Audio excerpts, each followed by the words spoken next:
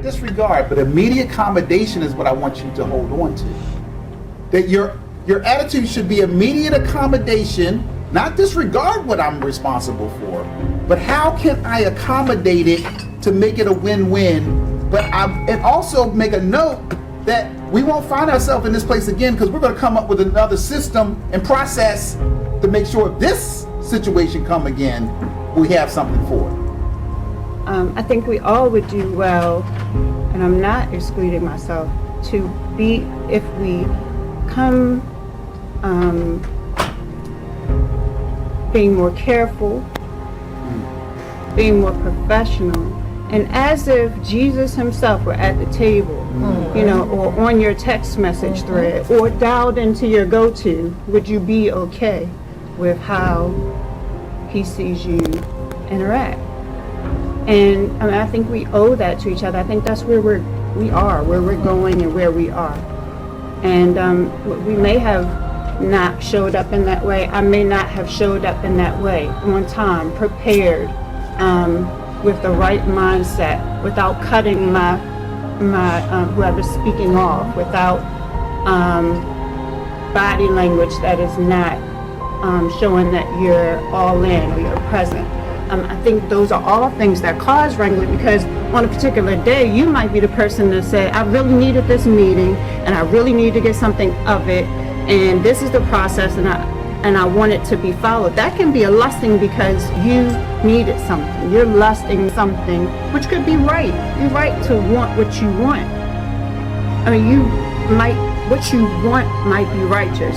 You might want us to be in good order in this particular time because something in your wheelhouse is burning, or you really needed something handled, and we show up with foolishness. Now you want to lash out. And so I think we just all have to be more disciplined and more disciplined and more mindful of how we present. We have to know that we're in front stage now. And if we're going to go to the next level, we have to act like it. I have to dress like it. I have to prepare my reports like it. So I think those are the takeaways. I'm not just looking at what happens between any two particular people, but us as a group. I like what you just said, Tracy, and Pastor.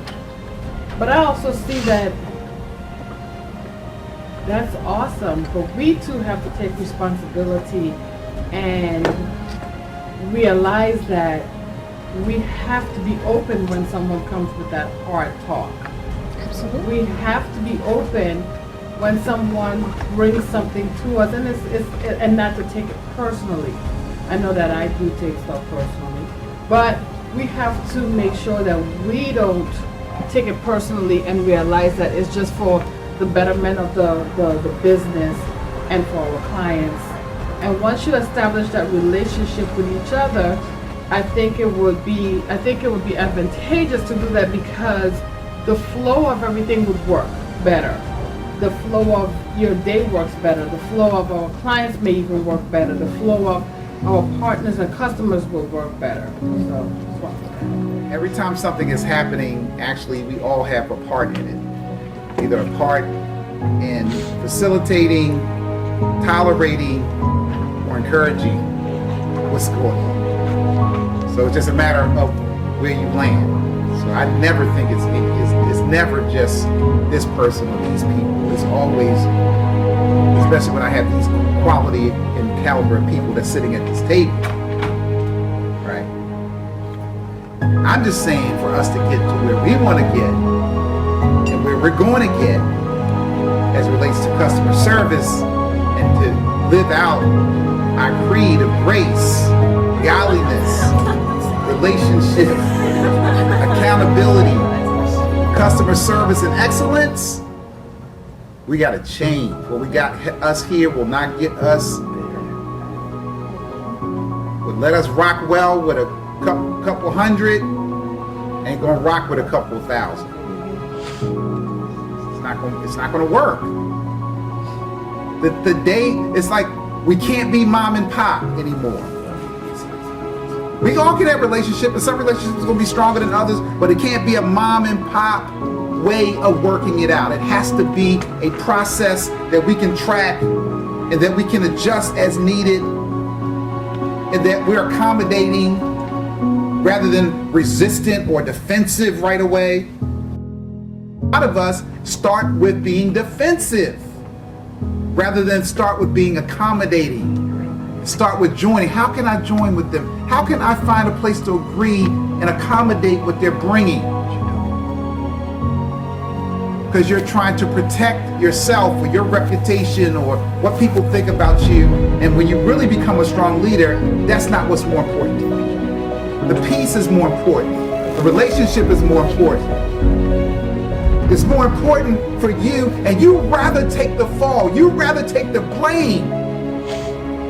See, a leader is not afraid of taking the blame. The greatest leaders will take all the blame because they can handle it. They have enough security within themselves that it's okay. It's okay what Mr. Laws thinks about that, because I'll maybe get a chance to say it or not. But I just want to make sure that I created peace and I worked out what it was. Because just like I get rewards sometimes I don't deserve, I'm gonna get some blame I don't deserve. Yeah.